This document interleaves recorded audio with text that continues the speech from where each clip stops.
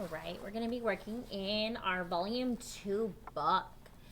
And we're working on chapter 5, lesson 3, page 159.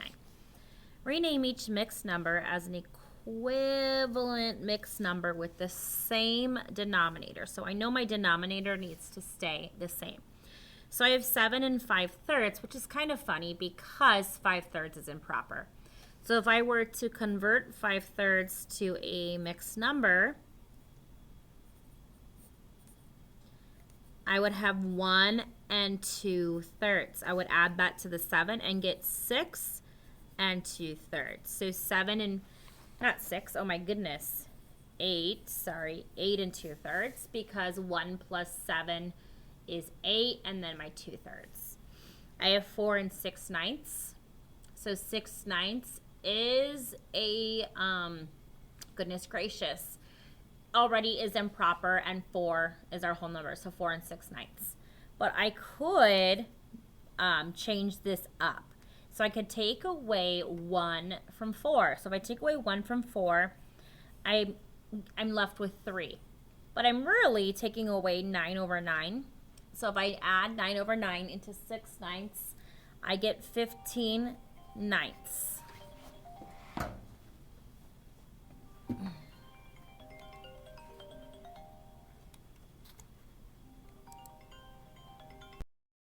All right, pardon that interruption. So now we're going to go ahead and continue converting this. So I have 3 and 7/8, and I'm going to take out one of the wholes, so then this 3 becomes 2. And that whole I'm really taking out, if I wrote it as a fraction, would be 8 over 8, and that would just add into 7/8 to make 15/8. Now I have 5 and 19/4. Well, 19/4 is improper, so let's make that a mixed number. 19/14, sorry. 14 goes into 19 one time. 5, so 1 and 5/14. And I'm going to add that to 5 and get 6 and 5/14. Write each of the following decimals in word form. So remember, we say what's in front of the decimal, then we say and. Then we say the number behind the decimal, and after we say the number, then we say the smallest place value we hold. So this would be said as 18 and 400. So now I'm just going to write that out.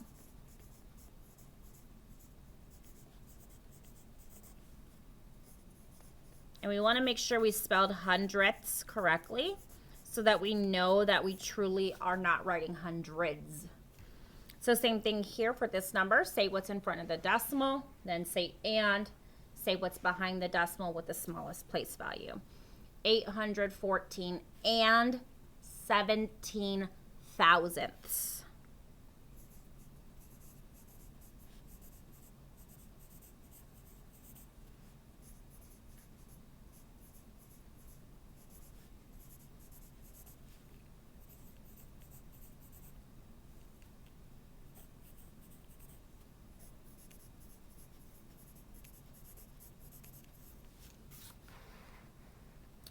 Hannah and her 3 brothers equally split the cost of a $379 gift for their parents.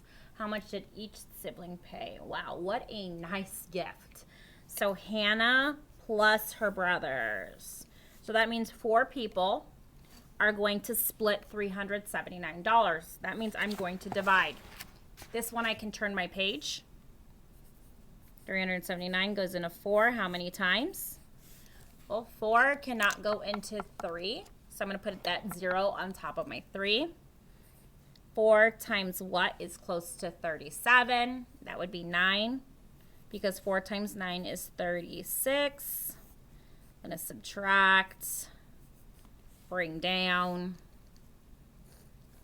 4 goes into 19 4 times.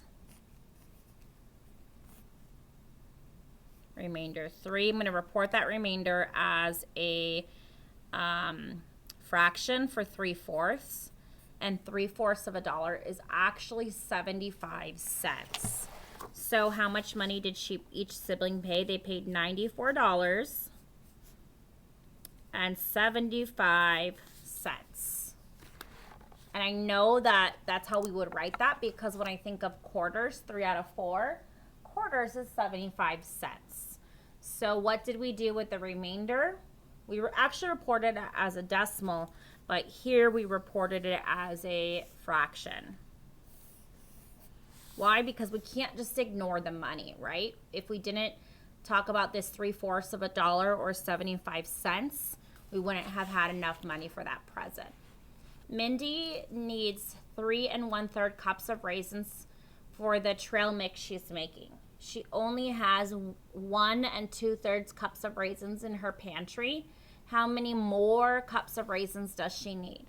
So we have 3 1/3 cups of raisins, and she only has 1 2/3 cups. How many more cups of raisins does she need? So that more tells us we're going to subtract, and that will tell us R for raisins or C for cups. I'm going to go ahead and set up my equation here to subtract. All right, 1 1/3 minus 2/3. Well, I can't do that. So this is where regrouping is going to come handy. This 3 needs to become a 2. And I'm going to borrow a whole, which is 3/3. So 3/3 plus 1/3 is 4/3. And then I'm going to subtract to get 2/3. And I'm left with 1 2/3.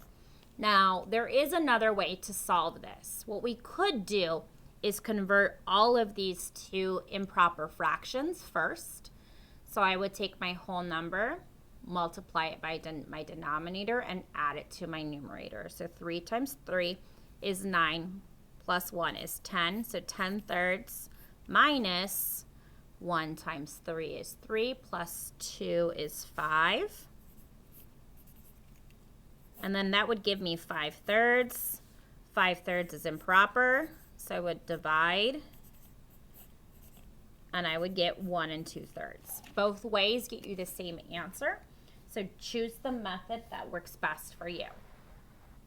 All right, our final one, plot these points on the grid, then connect them in order. What shape have you drawn? When we connect in order, I always like to connect as I go. So here's my X and here's my Y, and for coordinate pairs, X comes before Y. So 0 on my X up to 1, 1 on my X up to 3, connecting as I go, 4 up to 3, 5 down to 1, and 0, 1. Well, that's there already. So we're going to connect. What shape did we make here? It's a quadrilateral, but what specific quadrilateral is it? It's a trapezoid. All right, I think I might have spelled that incorrectly, so double check that spelling.